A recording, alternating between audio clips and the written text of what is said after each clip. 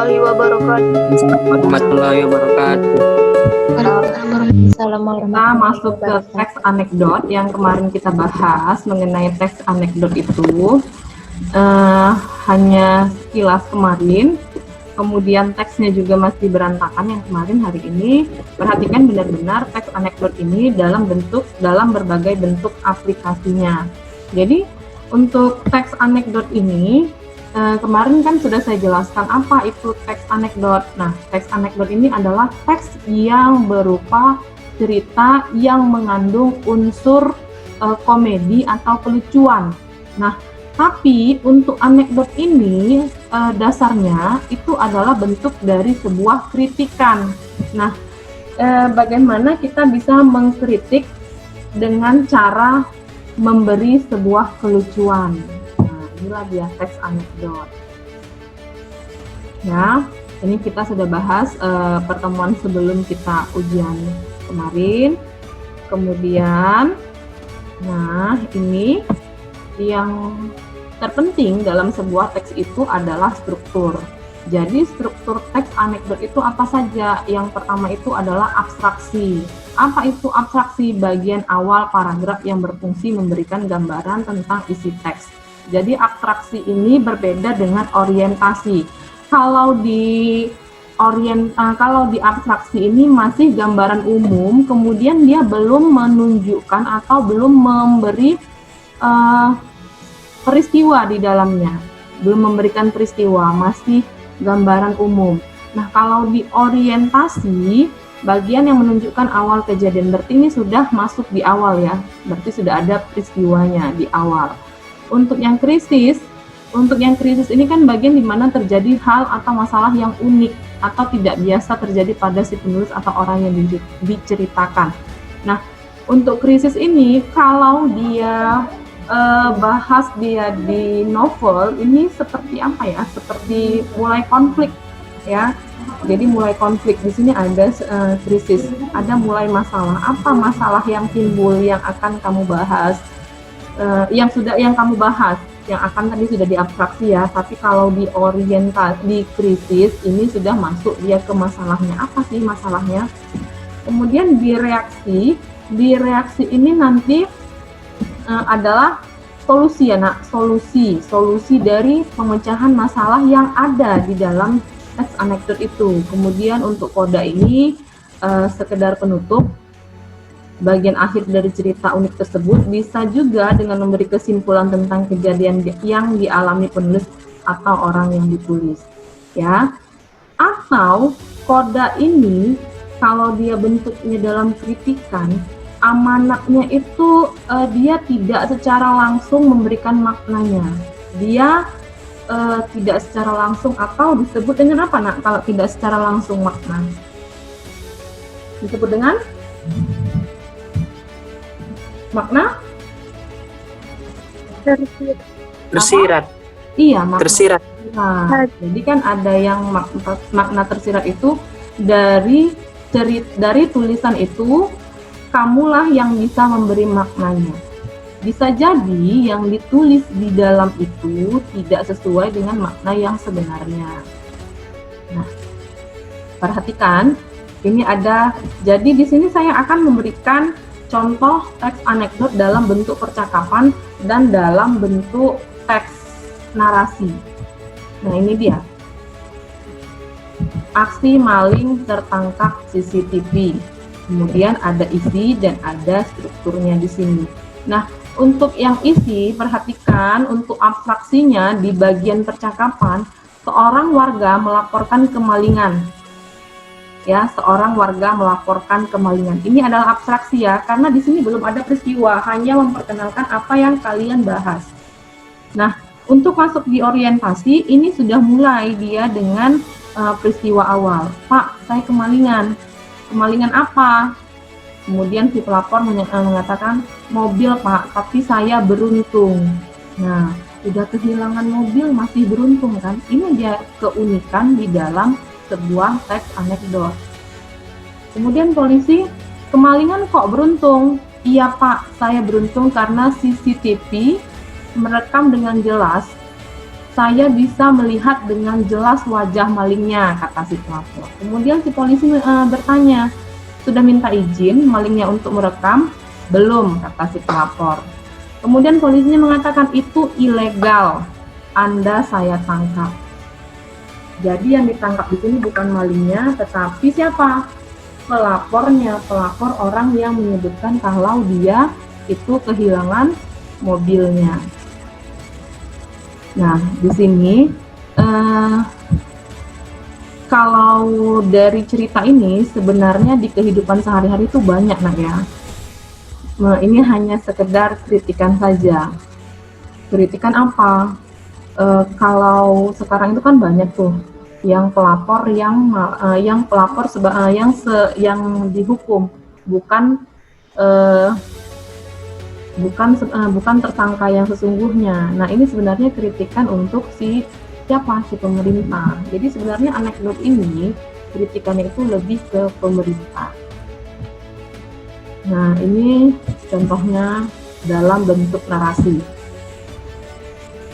Nah, dalam bentuk narasi, nih perhatikan, politisi belusukan banjir. Tapi untuk yang ini, kita lihat dulu nih, mana yang abstraksinya. Di sini saya nggak ada buat kan. Pada malam Jumat, paling banyak ditemukan politisi melakukan belusukan, termasuk Darman. Ya, termasuk Darman. Maaf, bukan nama sebenarnya dan bukan sebenarnya nama. Ini sampai tanda titik ini masuk ke dalam apa nak? Ke dalam abstraksi ya, ke dalam abstraksi. Kemudian ini ada kalimat berikutnya, Darman mendatangi kampung yang diterjang banjir paling parah. Ini masuk dia ke dalam apa? Ke dalam orientasi. Ya, ke dalam orientasi. Kebetulan di sana banyak wartawan meliput sehingga dia makin semangat menyerahkan bingkisan. Jadi si Darman ini sebenarnya menyerahkan bingkisan itu kenapa? Karena dia mau diliput. Darman juga tidak mau menyia-nyiakan sorotan kamera wartawan. Dia mencari strategi agar tetap menjadi perhatian media. Darman berusaha masuk ke tempat banjir dan menceburkan diri ke air. Sial baginya, dia terperosok ke selokan dan terseret derasnya air. Darman berusaha sekuat tenaga melawan arus, tetapi tak berdaya, dia hanyut. Nah, ini udah masuk dia ke krisis. Ya, sudah masuk dia krisis.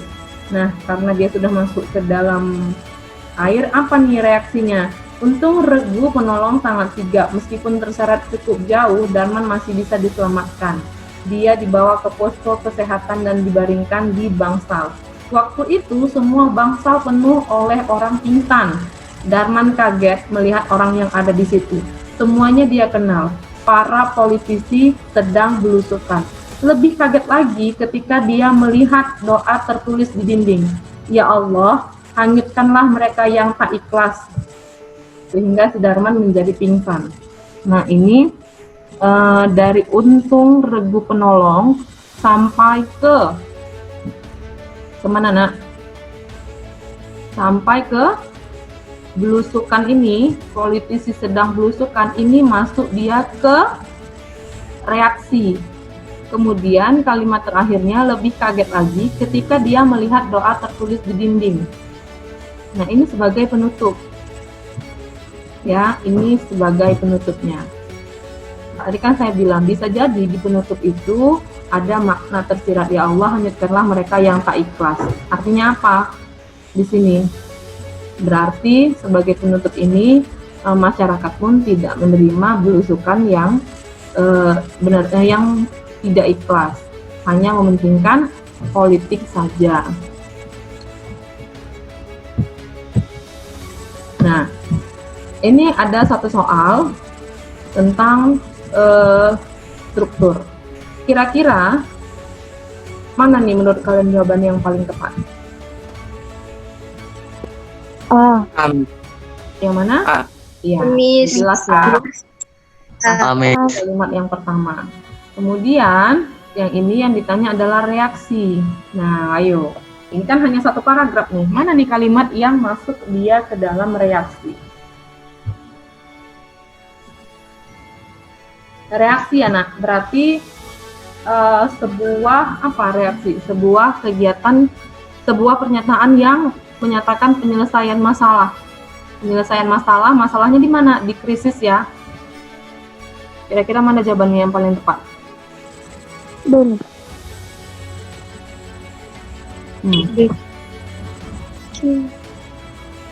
Cemis. Yang mana? C. Yang C atau yang D? B, Miss. B, Miss B. B. B, Miss B. Yang B. Nyonya akan memberikan uang 5. Itu enggak, kan masih akan. Berarti belum ada ketindakan dong. Dengan terpaksa. Dengan terpaksa nyonya itu memberikan uangnya kepada sang pengemis. Nah, itu dia reaksinya. Dengan terpaksa nyonya itu memberikan uang kepada sang pengemis. Ya, itu dia. Karena yang memulai masalah itu siapa? Si nyonya itu. Berarti yang harus menyelesaikannya siapa? Si nyonya itu juga. Sama kan seperti yang tadi si politisi tadi. Nah, kemudian, ini perhatikan. Jadi teks anekdot itu adalah dasar untuk dijadikan stand up komedi. Ya, stand up komedi itu ya dasarnya apa? Teks anekdot. Nah, ini saya ada sebuah videonya mengenai stand up komedi.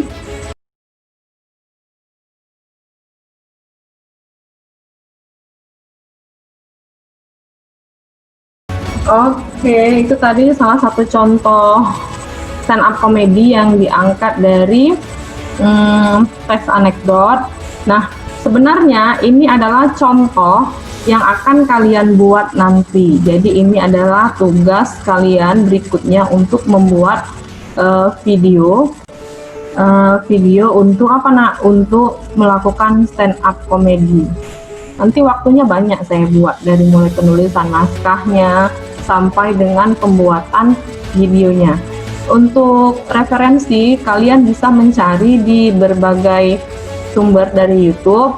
Kemudian untuk langkah-langkahnya, yang pasti kalian harus tahu siapa yang akan kalian kritik. Kemudian kalian harus tahu jelas dan mengenal siapa yang kalian kritik tersebut, ya. Tapi ini nanti tugas prakteknya yaitu stand up comedy, mengangkat dari teks anekdot. Nah, untuk berikutnya adalah unsur kebahasaan, ya, unsur kebahasaan. Nah, untuk unsur kebahasaan dari sebuah teks anekdot itu yang pertama apa? Kalimat yang menyatakan peristiwa masa lalu, ya. Kalimat yang menyatakan peristiwa masa lalu.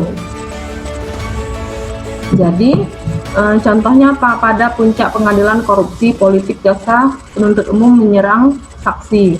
Nah, ini adalah kalimat yang menyatakan peristiwa itu masa lalu. Artinya apa? Ini pasti peristiwanya sudah terjadi. Kemudian yang kedua yaitu kalimat retoris. Apa ini kalimat retoris? Kalimat pertanyaan yang nggak butuh jawaban. Ya, kalimat pertanyaan yang nggak butuh atau yang tidak butuh jawaban, betul ya, kalimat retoris. Apakah benar, teriak jaksa, bahwa Anda menerima $5.000 untuk berkompromi dalam kasus ini? Ya, ini ada nanti teksnya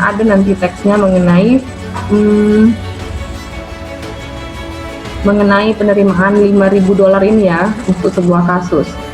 Penggunaan konjungsi yang menyatakan hubungan waktu. Akhirnya, nah ini kan ada hubungan waktu ya. Akhirnya berarti dia di akhir. Jadi konjungsi yang menyatakan hubungan waktu itu disebut dengan konjungsi apa nak? Konjungsi temporal. Temporal. Temporal ya, katanya seperti kemudian, selanjutnya, kemudian, dan lain-lain. Itu masuk dia ke penggunaan konjungsi temporal atau menyatakan hubungan waktu. Kemudian menggunakan kata kerja aksi atau menggunakan kata kerja apa? Kata kerja material. Ya, kata kerja aksi ini kata kerja yang berhubungan langsung dengan tindakan. Jadi kan kemarin itu ada kata kerja verba material, itu menatap, itu dia langsung dengan fisik kita yang bekerja. Tapi dia ada satu bukan kata kerja aksi atau bukan verba material. Misalnya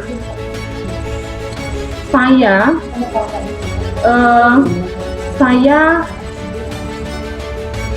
menyakiti hatinya.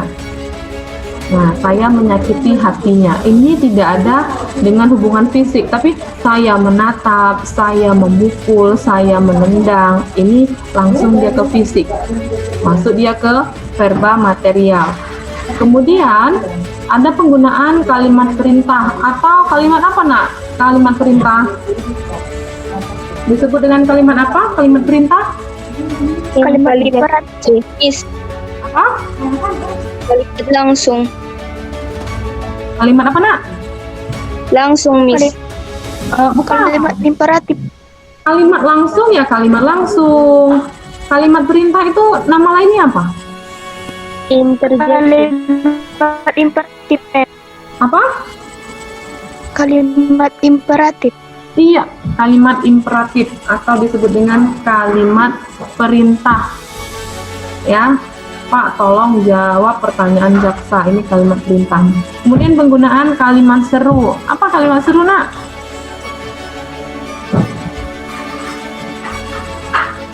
Disebut dengan kalimat apa? Kalimat seru? Interjeksi. Ada lupa kalian nama kalimat itu. Penggunaan kalimat seru atau disebut dengan kalimat interjeksi. Oh, maaf. Ya.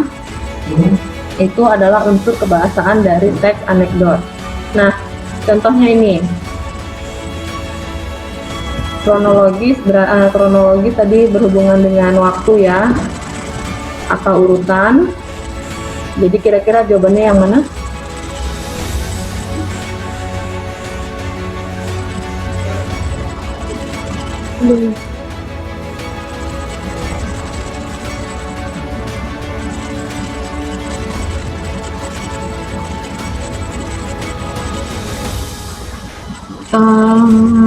Kalimat yang mengandung konjungsi kronologis. Ini yang nomor 5-nya enggak termasuk dalam kalimat itu, nah ya. 1, 2, 3, 4. Ya, 5-nya ini ya, petani tua kemudian menguburkan politikus itu di kebunnya, itu yang kelima ya. Jadi kira-kira jawabannya yang mana? 4 nih. Nomor 4. Iya, nomor 4. Ada kata apa? Kemudian nih. Iya, ada kata kemudian. Oke, untuk teks anekdot ada pertanyaan?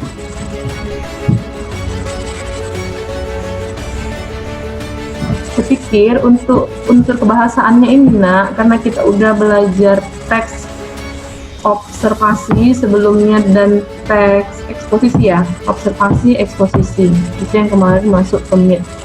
Nah, sudah belajar ini berarti untuk kemudian di awal sebelum kita masuk ke teks itu juga saya udah bahas beberapa tentang kaidah kebahasaan, termasuk dia konjungsi, kemudian tentang kalimat imperatif, interjeksi. Jadi saya pikir untuk teks anekdot itu unsur kebahasaannya tidak ada masalah, hanya saja kalian harus tahu unsur-unsur teksnya itu kan ada krisis, ada reaksi. Nah, strukturnya itu kan berbeda dengan teks yang lain. Jadi kalian harus tahu nih meletakkan mana yang krisis, mana yang reaksi. Ya. Mungkin ada yang mau bertanya? Nggak ada ya? Berarti selesai ya. Untuk tugas teks anekdot, nanti akan saya berikan teknisnya bagaimana. Karena tes anekdot ini saya mau kalian membuat tugas dalam bentuk praktik, lebih ke praktik. Karena kalau sekedar untuk menentukan struktur, saya pikir kalian sudah paham. Nanti kita di ujian tertulis juga akan ada soal itu. Jadi untuk kali ini saya minta kalian untuk membuat ujian praktik. Ujian praktiknya bagaimana? Nanti di pertemuan berikutnya saya akan jelaskan langsung di psikologinya. Ya, sampai di sini pertemuan kita. Assalamualaikum warahmatullahi wabarakatuh. Waalaikumsalam warahmatullahi wabarakatuh.